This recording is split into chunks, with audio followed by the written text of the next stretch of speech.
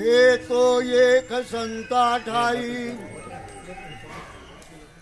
लाभ पायी उत्तम मनविता त्याचे दास पुढे आसवरे नाम कृपादान केले संती कल्पांती हे सरे नाम मनविता त्याचे दास पुढे आसवरे नाम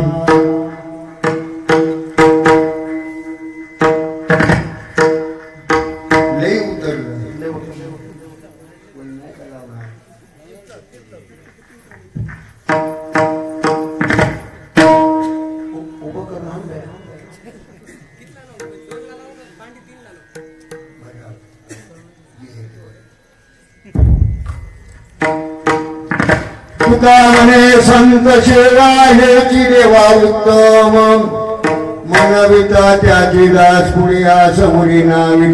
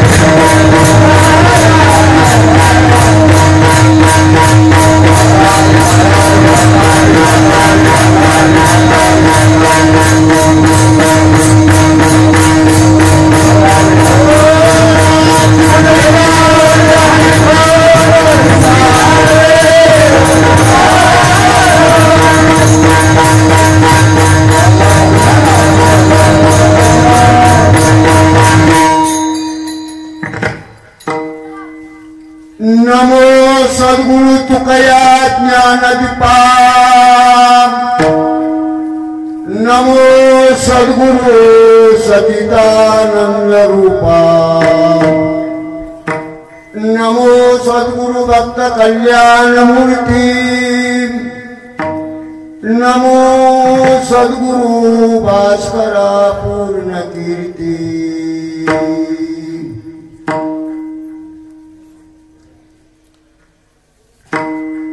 मस्तक हे पाया मस्तक हे पायावरी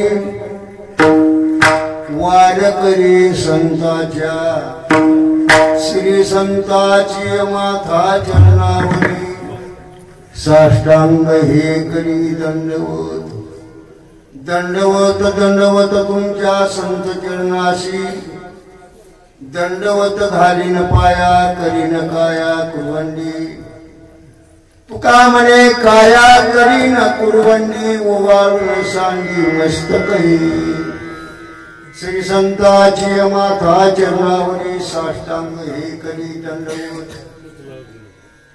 या प्रसंगी श्री गुरु संत मोतीराम महाराज श्री गुरु मारुती महाराज यांच्या कृपेने आपल्या गावामध्ये चालत आलेला आपला हरिनाम सप्ताह बऱ्याच वर्षापासून आणि त्यानिमित्त आपल्या कौड गावामध्ये मोठ्या उत्साहात सर्व गावकरी मंडळीच्या साहाय्याने मोठ्या उत्साहाने एक आता असा आहे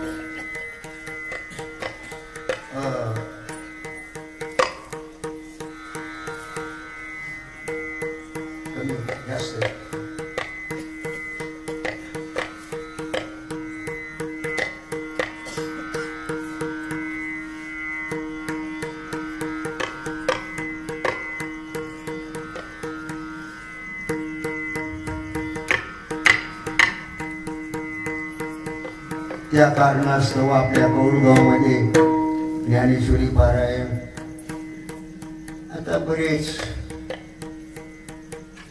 आता जशी पंढरपूरला कीर्तनाची विधी आहे तसं आम्हाला कीर्तन करायला थोडीफार गाववाल्याची स्तुती करावं लागेल. आता एक विधी निघालाय असा. संगीत कीर्तनकार मग स्तुती करतात तर मग एकाच कशाला नको.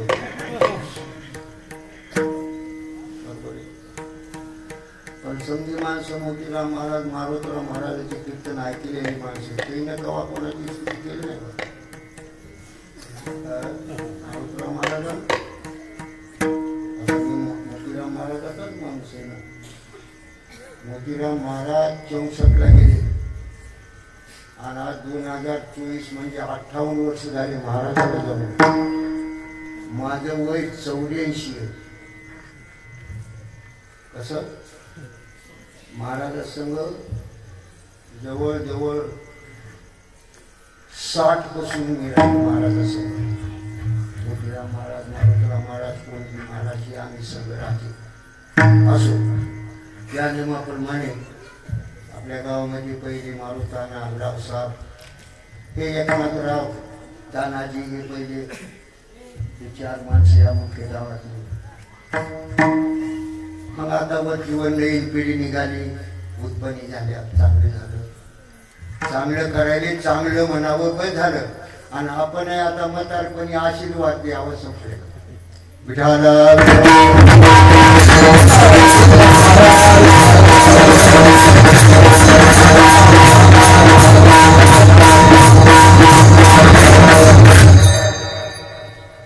देवानं जीव दान दिला पण जगायचं सांगितलं नाही.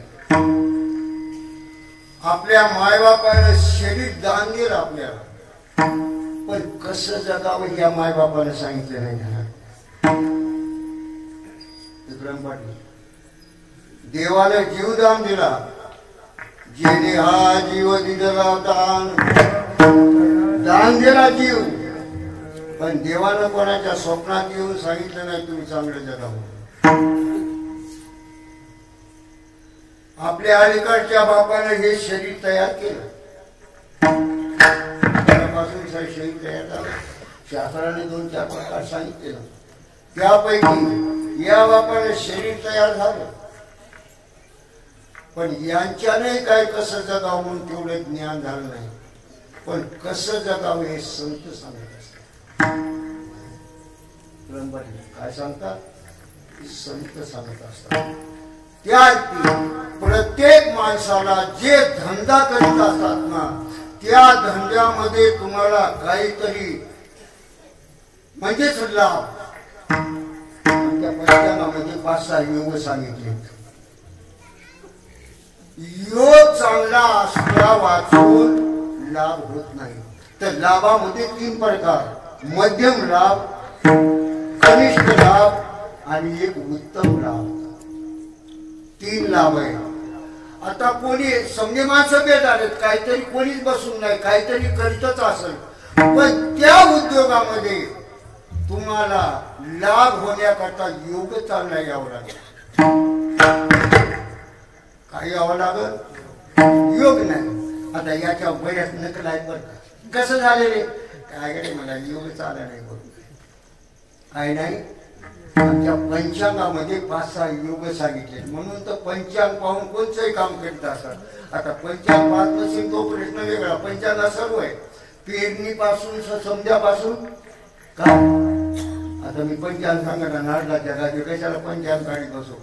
पण योग असा तर त्याला लाभ होण्याकरता बरेच माणसं कशाला तरी लाभ म्हणतात पण तो उत्तम लाभ नाही. विठाला तुमच्या व्यवहारातले लाभ हे साधारण. कोणी म्हणतं उत्तम लाभ कुठं मिळतो. महाराज सांगतात साधूच्या पायापासून उत्तम लाभ. मग तुमचा व्यवहारिक लाभ असो का परमार्थिक लाभ असो. आता कीर्तन लांबीत नाही. जर संत जर चांगली मिळाली तर आता त्रेतायुगात काही संत काही द्वापार युगात काही संत काही कलियुगामध्ये काही संत. जरा कीर्तन जरा शाटकरी घ्यावं लागेल ना. त्रेतायुगामध्ये जे संत होऊन गेले त्यांच्या वाचेतून निघालं ते सत्य. हे त्रेतायुगातले संत. काही द्वापारयुग संपता नवनारायणाचे यांच्याजवळ संजीवनी विद्या. संजीवनी विद्या नवनाथापैकी होती बर का. तिथून आली ज्ञानेश्वर महाराजापर्यंत संजीवनी विद्या. आता काही ज्ञानेश्वरी तुम्ही जर वाचित असलात कोणी तर ज्ञानेश्वरी मागे संजीवनी वरली आहे. तुकाराम महाराजाचा किंवा नामदेव महाराजाचा एक अभंग आहे. विठाला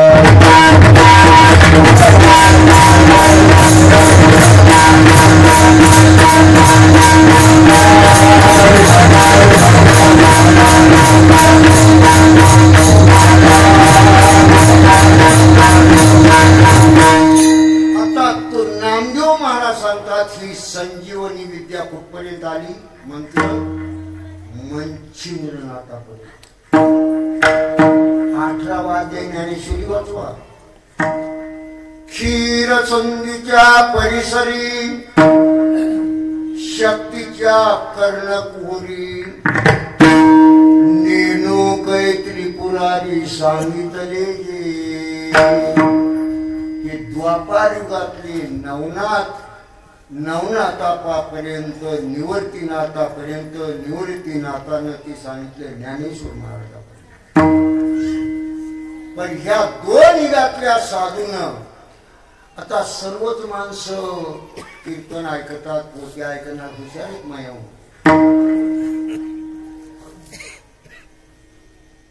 जे काही मिळेल ते सर्वाला ते अन्नमान प्रारब्धाने मिळते.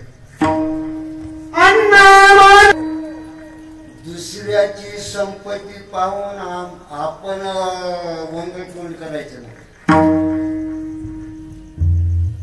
भजन कीर्तनाचे तसंच. भजन कीर्तन विक्राम पाटील हे प्रारब्धात नसतं.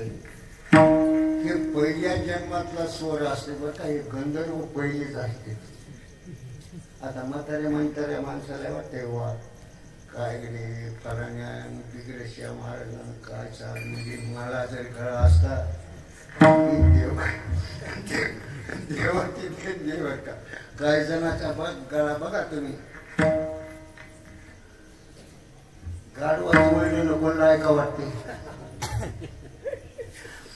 काही जणांचा गळा त्याला मर्दन लागणार, त्याला विना लागणार. काय महाराज सांगतात स्वरी देणगी देवाचं देणं काय नाही, देवाचं देणं आहे. हे प्रारब्ध आधी नाही बुवा. ही देणगी देवाची. देवाच्या कृपेशिवाय चांगला गळा चांगलं हे कसं भेटत. नामदेव महाराज एका ठिकाणी सांगतात ना, एक गाणाराचं हे पहिले गंधर्व असतात, आता काही जमत नाही. जाऊ द्या विठाला.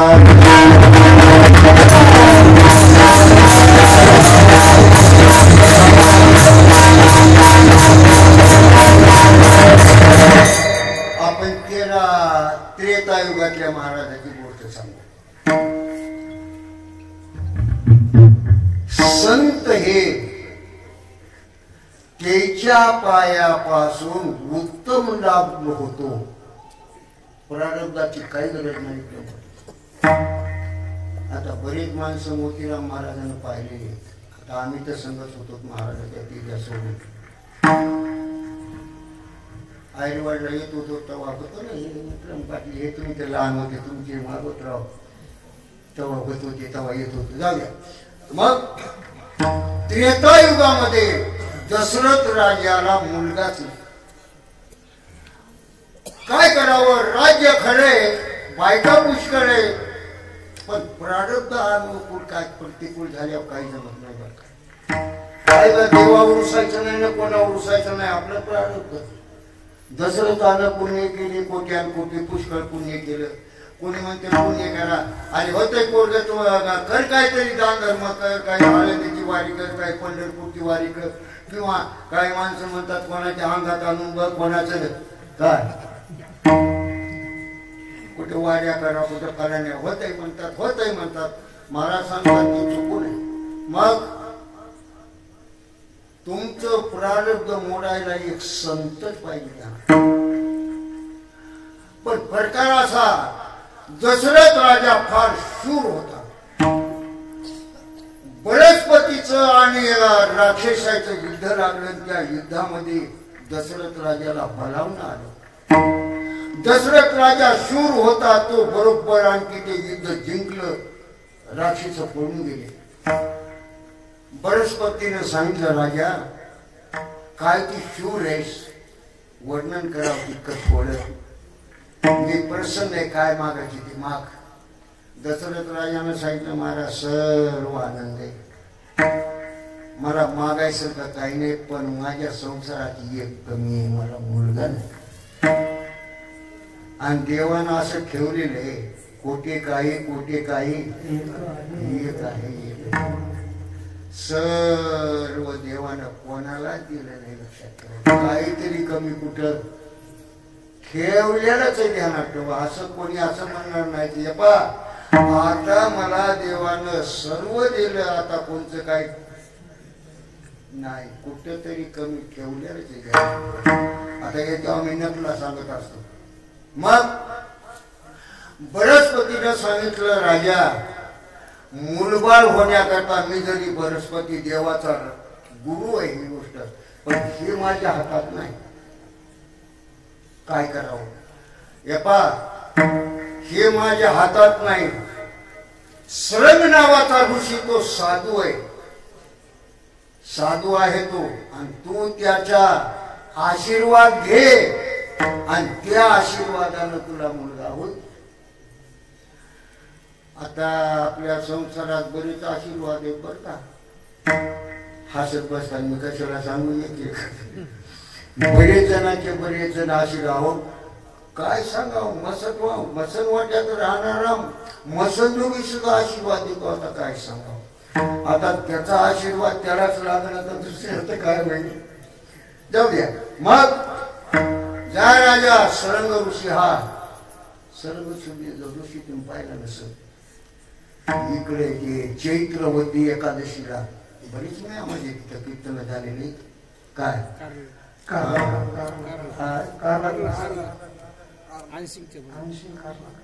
ऐंशीला चैत्रवती एकादशीला बलाढ राणामध्ये मग तिथे काय पंक्ती असत्यात नसत्यातून वडलाकडे पिंपळगावाला जाऊन त्या बारशी सोडावं लागतात. वडलाकडून करते कोणीतरी विद्या सोडून. मग सरंग ऋषीला कसं आणावं आता आणलं सगळं कसं तरी जाऊ दे. आणलं पुन्हा दशरथ राजानं भुलवून आणलं. आणल्या बरोबर दशरथ राजाला एक पहिल्यानं मुलगी झाली. तिचं नाव शांता. तिला कोणी करीन गेलं. तिचं नावच शांता आहे ना. तिला कोण करीन. आमच्या शास्त्रामध्ये तिला कोणी करीन गेलं. आता बघा तुम्ही शांती निघती ना 27 नक्षत्रापैकी 2-3 नक्षत्रामध्ये शांती निघती ना. ज्येष्ठा मुळा ते निघत ना नक्षत्र 27 नक्षत्रापैकी आषाढी म्हणा 25 कशाला लांबू. मग त्या सरंग ऋषीचं आणि त्या शांता नावाच्या मुलीचं लग्न लावलं. विभाडक ऋषीला आनंद झाला. आपल्या मुलाचं लग्न झालं. पण वशिष्ठानं सांगितलं राजा हा महात्मा याचं वचन खाली जात नाही. मग यज्ञ लवकर सुरुवात करा आणि याचा आशीर्वाद घ्या. सरंग ऋषीनं आहुती दिली आणि ते पायास पात्र असं गेल्या बरोबर अग्नी नारायण शांत झाला. आणि सांगितलं राजा हे तुझ्या प्रसाद तुझ्या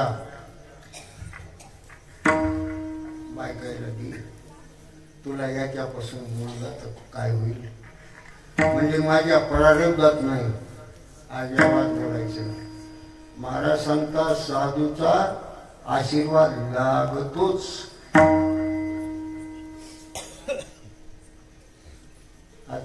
ज्या ज्या ठिकाणी बरी कोटी पुराण ऐकतात ना, पण साधू इतका आशीर्वाद दुसरा कोणाचाच लागत नाही. ध्यानात ठेवा.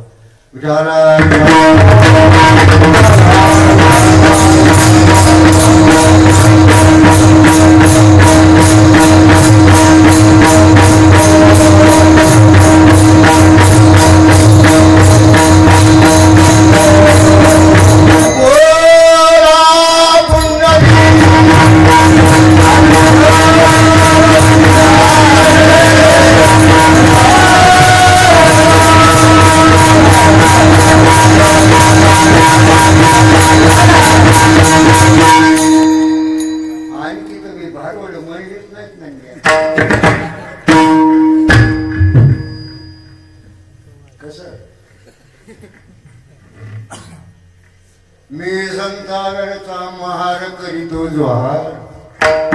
550 भारुडे नाथ महाराज. आम्हाला मिसळ करावं लागते हो. नुसत्या सपक वरणाने जमत त्याच्यात मीठ मिरची काहीतरी लावावं लागते. चवा नाहीतरी कसं लागायला रे वरण म्हणला. तिखटही नाही सपकही नाही मन चुळस लागायला. कसं अशा भाग होऊ नये. निधान आम्ही त्याला आम्ही येऊन याला तुम्हाला झोपी घालायला आलोत म्हणता नाही. लांबला पहिलं तुम्हाला ठाऊक आहे की इथं आणला होता 1200 ते काऊच घातलं ना तुम्ही. आपल्या इकडे बरेच माणसं आबूक ठोकू लागले. आज तुम्ही किती आबूक ठोकले ते का पडायला आलाय का बुवा दिली कसं नाही ना. असो विठाला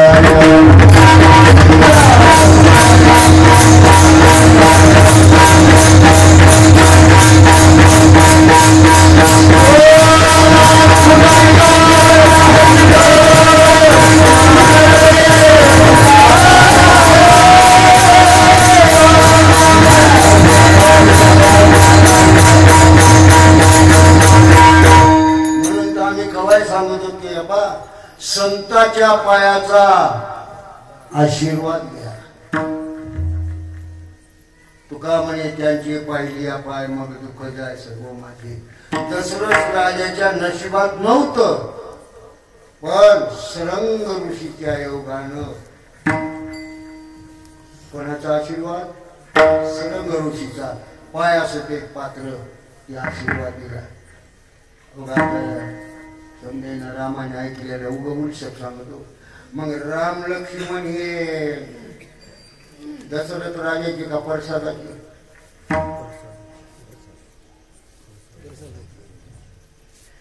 दशरथ राजाचे म्हणता येणार नाही, सरंग ऋषीच्या प्रसादाने. म्हणून महाराज सांगतात ना, लाभ पायी उत्तम. तुमच्या व्यवहारातही लाभ होतो आणि परमार्थातही लाभ होतो. व्यवहारात झाला हे लाभ, परमार्थाचा लाभ झाला. जर साधून कृपा केली व्यवहारिक उत्तम लाभ होतो आणि परमार्थामध्ये सर्व माणसाला वासना फार बेजार करायची. तिला आपण म्हणतो आस. आस रामायणामध्ये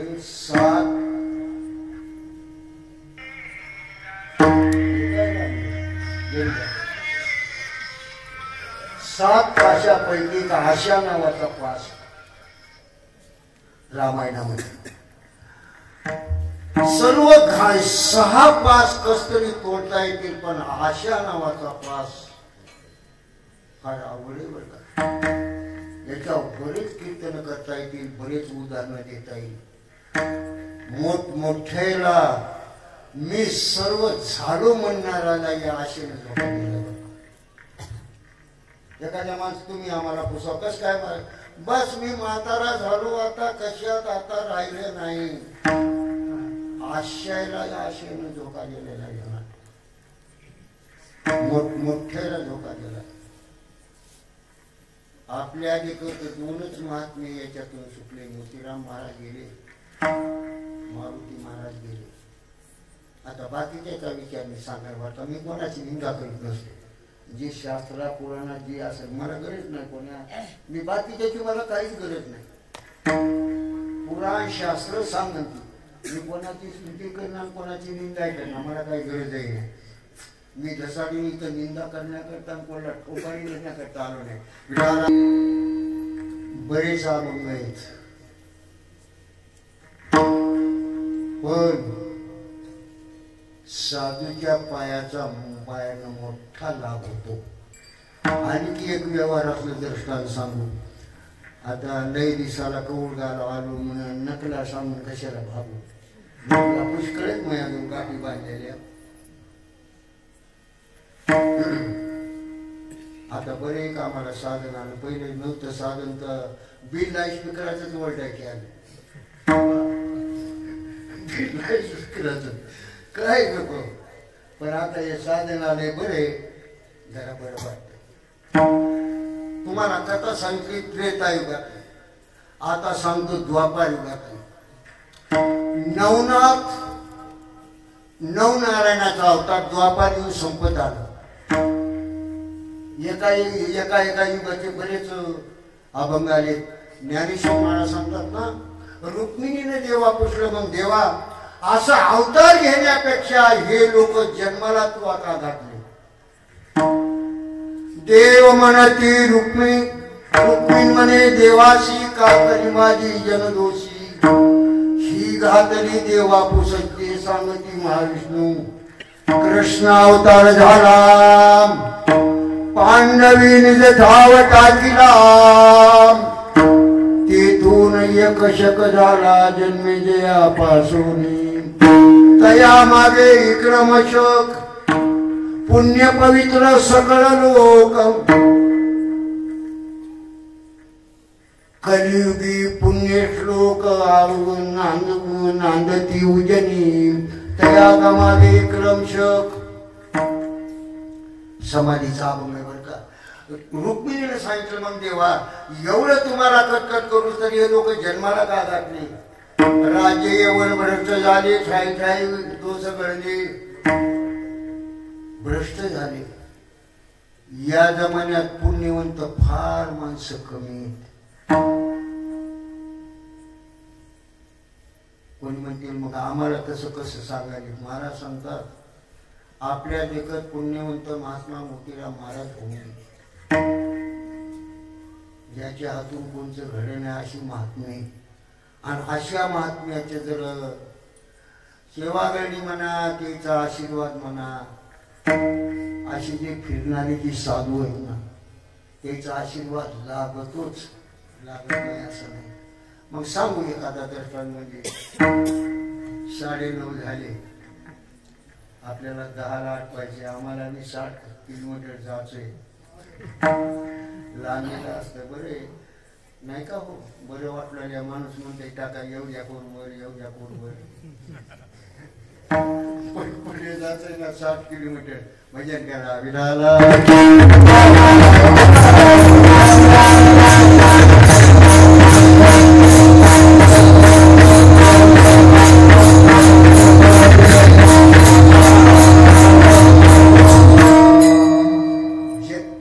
मच्छिंद्रनाथ गोरखनाथ हे दोघं गुरु शिष्य.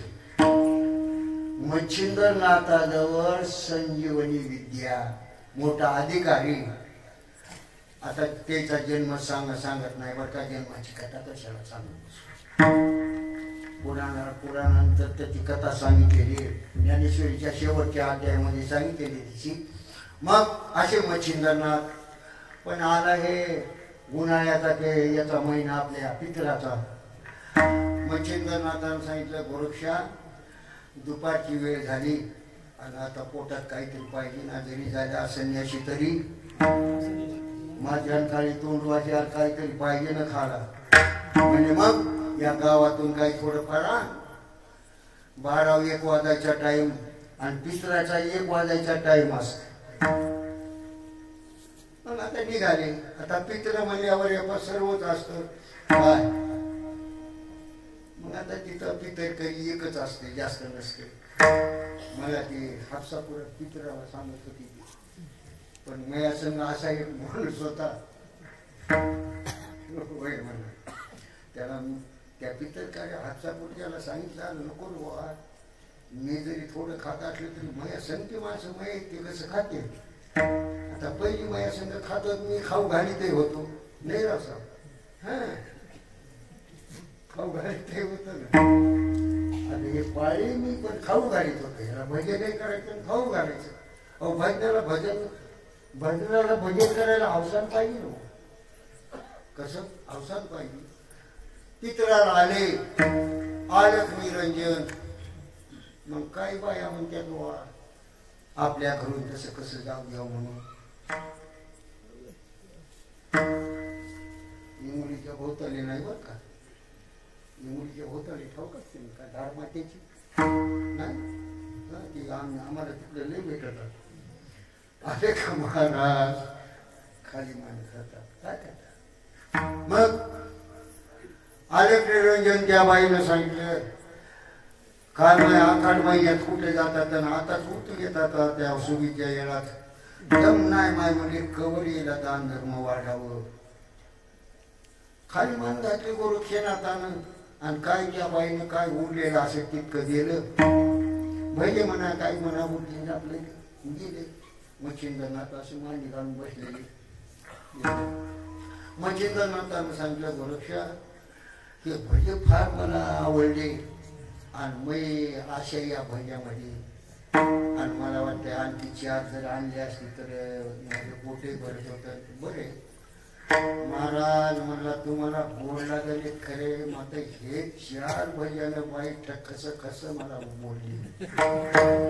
आणि आता गेले होता आता पुस्तक सोय नाही म्हणून म्हणला. पण आता हे भजे एकदा गेले गोरक्षनाथ वचन कसं मोडा. ती बाई होती दाराला. आलक रंजन आलास का बापा म्हणली. झाड दखल दिसायलाच काम करायला का तुला 500 रुपये रोज निघालाय. बाया 200 रुपये कमवायच्यात. मन बाई म्हणला काय बायाच्या गुरुला बाईनं वंगळ तोंड केलं. खूप पत्ती यासाठी आली बापा म्हणजे काय कमी. मोठाले डोळे गेले गोरक्षनाथानं. बाई म्हणली एवढे डोळे ताण तुला काय काय कमी आहे. माग काय मागायचे काय नाही बापा म्हणजे तू यासारखे खूप आशीर्वाद देतात. बाई म्हणजे तसं नाही खोटं बोलत नाही. मग ती म्हणजे लेकरू बाळच नाही मला लेकरू बाळ नाही. आता हाय जरा होता ना अंगात शक्तीनं बळ होत ना. बाई म्हणला तुला काय किती पोरं जितके भजे देशील तितके पोरं. शक्ती होती नाही शक्ती. आता आम्ही आशीर्वाद देतात किती आशीर्वाद दिला नाही सराब दिली. आता काय महात्मा महात्मा म्हणजे महात्मा झाला.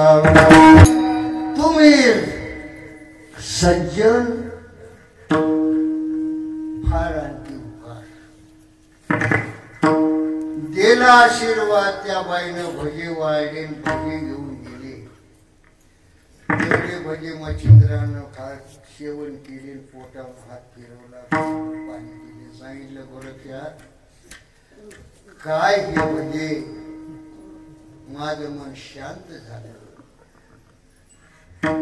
गोरक्षनाथानं सांगितलं महाराज तुमचं पोट शांत झालं ही गोष्ट खरी. हे फुकट कुठं पडले म्हणजे मग एका भज्याला 1 पोरग देणं लागलं.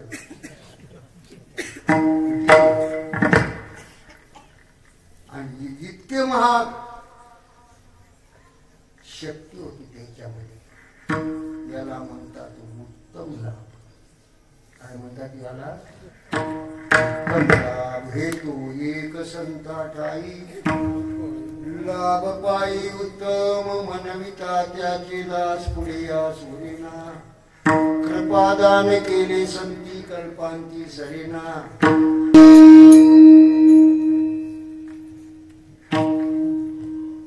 तुम्ही गोरे पितील का गोरे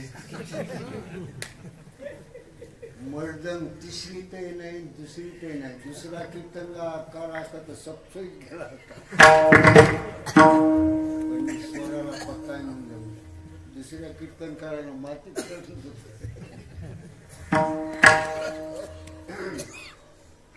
तुका म्हणे संत सेवा हिची देवा उत्तम महिला मंडळ आणि पुरुष मंडळ शास्त्रामध्ये 4-5 सेवा सांगितल्या ज्ञानेश्वरी मध्ये 10व्या अध्यायामध्ये पिंपळ हे भगवान सांगतात अर्जुना पिंपळ हा माझी विभूती आहे काय माझी विभूती आहे आणि पिंपळ ही माझी विभूती असताना जर कोणी या पिंपळाची जर प्रदक्षिणा करून जर त्याच्यामध्ये थोडा एक माझा विचार आहे बर का पिंपळामध्ये फक्त शनिवारीच व्यक्तिपात असतो शास्त्रामध्ये सांगितलेलं बर का आता ते गुहे विचार आहे बर का रुक्मिणी माईला पिंपळाची सेवा केल्यामुळे भगवान परमात्मा ब्रह्म विष्णू महेश आणि मुक्ताबाई पोटाला आले सेवेमुळे अग्नी हा अग्नी नारायणच आहे पहिलं बायाला अग्नीची सेवा घडत होती हे नव्हते नाही काय काय म्हणतात गॅस पहिल्या चुली होत्या पहिला नैवेद्य चूल पेटली चूल सारवायची आणि पहिला वैशालीवर नैवेद्य अग्नीला जात आता ही आले तर काय चुलत पेटणार का तर काय केलं अग्नी नारायणाला दिला पहिला काळ बदलला ना आपल्या घरला जर सकाळी सकाळी गोसाई आला तर उभर पीठ जर वाढलं तर आपलं पाप थोडंफार कमी होत होत भगवा आपल्या घर सकाळी सकाळी आपल्या घरदारात येणं चांगले पण राहिलेच नाही ना आता काळ बदलत गेला जाऊ द्या अग्नी सेवा गायीची सेवा महिला मंडळ पतीची सेवा कोण कोण केली शास्त्रामध्ये बरीच इतिहास पडतात पैकी अनुसया माईने सेवा केली अनुसया माईने किती सेवा केली ज्ञानेश्वर महाराज सांगतात सर्वच बाया पतिव्रता आहेत पण आम्ही 4 प्रकारच्या सांगत असतो जे अनुसया माईची जी आहे ते नावच बघा की कसं आहे पतीचं व्रत चालवी ती पतिव्रता काय व्रत चालविणारी मग हसायच्या नकला सांगा ना बरं का उग फेल वाटते उग 80 90 वर्षाचं वय हे पिरात डोळ्याला काजळ घालून फिरणं होईना आणि कोणतं काय होईना तसं आता नकला जर सांगू जाऊ दे अनुसया माई आपल्या हाती ऋषीची सेवा काय काय झालं दुर्वासा हा कोणाचा मुलगा आतील ऋषीचाच दत्तात्रय आतील ऋषीचेच चंद्र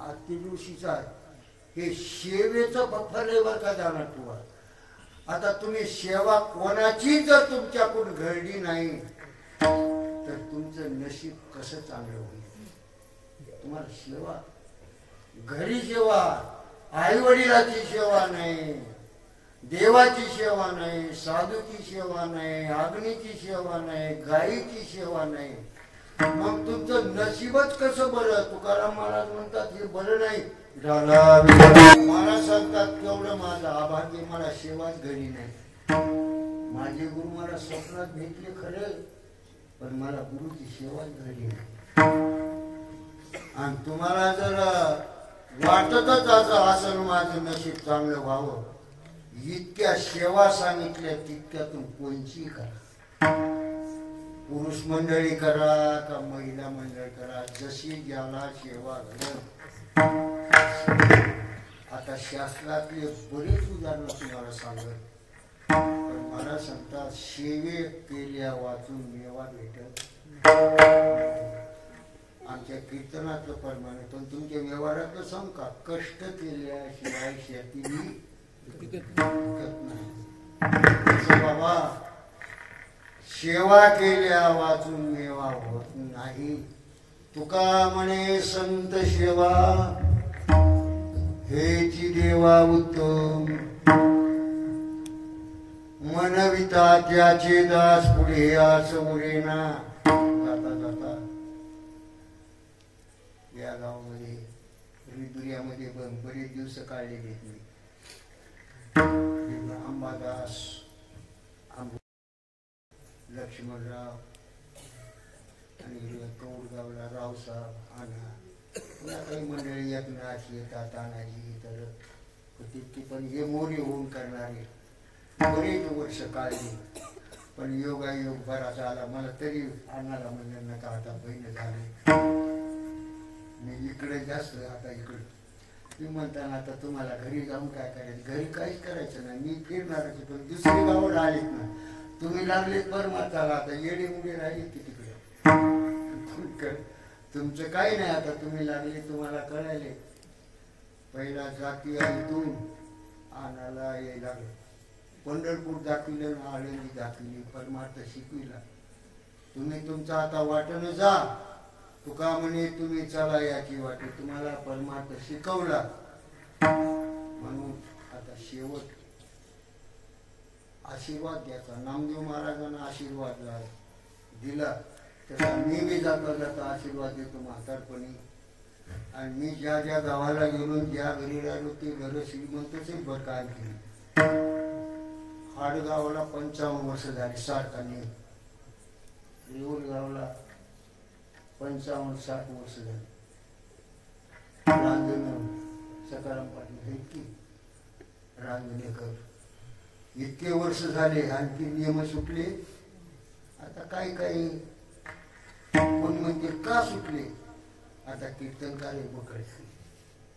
बरे म्हातारी माणसं कवर चलते, बैल चलते ना नांगराला. पोरं कीर्तनकार होते नाही का. आंबोऱ्याचा एक मुलगा निघाला ना भागवतकार, अशी कीर्तनकार व्हावं, भागवतकार व्हावं. बाबा त्याचंही चांगलं, ऐकणाराचंही चांगलं, तसं आणाचंही चांगलं झालं, रावसाहेबाचंही चांगलं झालं. येथून पुढे बरे होईल. कर्माची चुके धनी मुखाशी निघालो, रायाचा जशी होळा ऐका झाला नो, मांडवाला गेला, काही उणीव राहिली नाही. 4 लेकरं झाली, 4 सुना आल्या, लेकरं बाळ झाले, सर्व आनंद झाला. माणसाचं आयुष्य किती वाचायचे, किती दिवस. आपल्या आयतवर सुखाचं देवानं ठेवावं, नजरेनं सुखानं पाहावं, बस संपलं काम. 50-60 पुढे गेले की कोणाचंही संपलेलंच आहे. म्हणून ही झालेली सेवा, माझा मुलगा आहे भजन करते, बरं आणलं तिकडे तेला ते वाजणार म्हणणार संघ असते, तेला इकडे यायचं नाही. पण काही काही सकाराम पाटील कुठे, हा जरा मला चमकार येतो, डोळे मोठा म्हणताना असं कसं व्हायला, दोन्ही नाईटानं डोळे चमकायले. भजन करा. एकच आशीर्वाद, अकल्प आयुष्य व्हावे तयामुळा माझ्या सकळा ह्याला कल्पनेची बाधा नवने काळी, ही संत मंडळी सुखी असो. अंकाळाचा वारान लागो राजसा, माझ्या विष्णुदासा भाविकाशी. नामावणे तया असावे कल्याण, या मुखे निधान पांडुरंग. कल्पनेची बाधा न हो कुणी काळी, संत मंडळी सुखी असो. सर्वांना माझा नमस्कार, सर्वांना माझा आशीर्वाद. अशी तुमची सेवा घडावं आणि अशी कीर्तनाची सेवा घडावं. ज्ञानेश्वर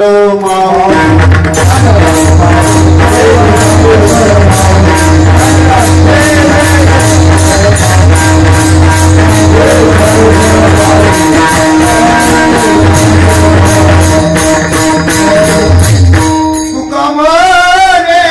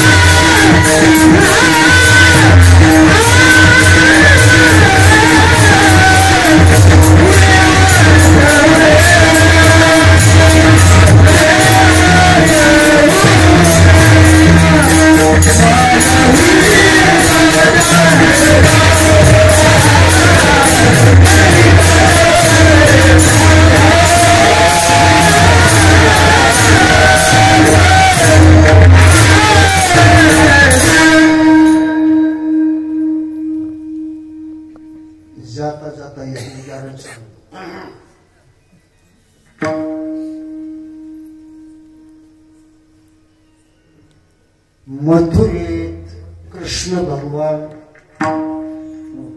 कंसाला मारून उग्रसेनाला राजा बशिलं.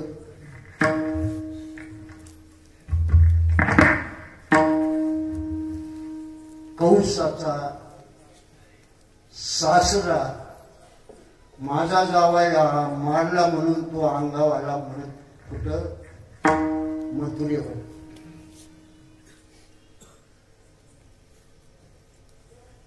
देवाने विचार केला आपण राम दोघ जण भाऊ. मथुरेच्या सर्व बांधवांनी गोपाळ तुमचं वय लहान आहे, तू जरा सण मोठा शूर आहे. देवानं सांगितलंय पा गावाचं चांगलं वालय मला सोड पिच्या मला त्याला. आता दिवस होता तू त्याला काय मग तुला एकीकडे राहिली तू सैन्य घेऊन आला. कृष्ण भगवान देव पण सूर्याची आराधना केली. कोणाची? सूर्यनारायणाची आराधना केली की हे सूर्यनारायण हा जरासंध महान बलवान, त्याने देवाचा वर मागून घेतलेला आहे ना. आता त्याची कथा सांगत बसना बरं, तिचा जन्म कसा झाला कुठे झाला. पण हे सूर्यनारायण आता त्याच्या संग मला माझं वय लहान ही गोष्ट खरी पण शेवटी युद्धाला गेले त्याला जिंकलं दृष्टांत संपलं. तसं तुम्ही ह्या संसारामध्ये येत ना तुम्ही आम्ही 2.5 वर्षाला शनी बदलत असतो, वक्री होत असतो. सकारामध्ये 2.5 वर्षाला. मग प्रत्येक 27 नक्षत्रापैकी 12 राशी. मग कोणाच्या राशीला 2.5 घटका, कोणाच्या राशीला 2.5 वर्ष, कोणाच्या राशीला 7.5 वर्ष. ही जे पाळीनं जे काही शनी फिरत असते ना, शनी हा कोणाचा मुलगा?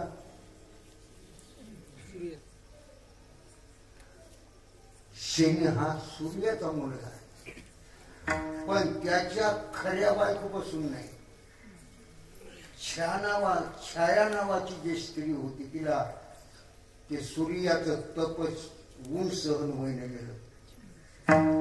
म्हणून तर शनिदेवाने जन्मल्याबरोबर माईला शाप दिला. माईने शाप दिला कोणला? शनिदेवाला. शनीला हातपाय नाही का? म्हणून तर शिंगणापूरला हातपाय कुठे? माईने शाप दिलेला. ती कथा सांगत बसना. मग लक्षात ठेवा सूर्यनारायणाला तुम्ही त्याला 12 नाव आहेत ना. जशी अर्जुनाला 12 नाव तसे सूर्यालाही 12 नाव. तस भगवंताला देखील सूर्यनारायण सहाय्य करतो. तस व्यवहारामध्ये आपल्याला ऊर्जा देणारा नवनव शनीचा बाप कोण? सूर्यनारायण. म्हणून त्यांना नमस्कार करणं फार चांगलं बरं. सकारात्मक हे तुम्हाला संकट निवारण करतो. त्यालाच म्हणतात वक्री. काय म्हणतात? वक्री. मी जाता जाता समजेला मुद्दाम सांग. कीर्तन कशाकरता आहे आपलं? कशाकरता? जगाला शास्त्र पुराण माहीत व्हावं. कोण्या पुराणात कोण काय केलं, कोणाला जय मिळाला, कीर्तन त्याच्याकरता असतं. म्हणून अवश्य ऐकणार मंडळीला आपल्या संसारामध्ये जे संकट दुःख निवारण करणारा कोण? सूर्यनारायण. मग आता शनिदेवाला कोणाला जाणवत नाही, कोणता घेवत नाही, त्यानं सूर्याला नमस्कार करा आणि तुमच्या संसारामध्ये आनंदाने राहा. ज्ञानेश्वर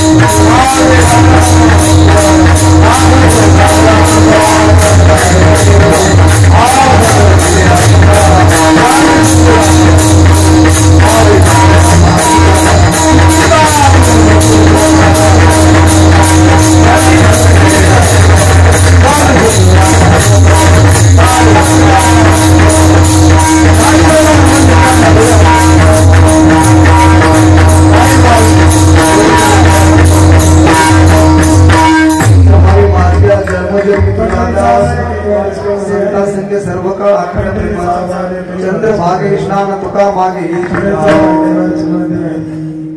माघरे कटुच प्रती आहे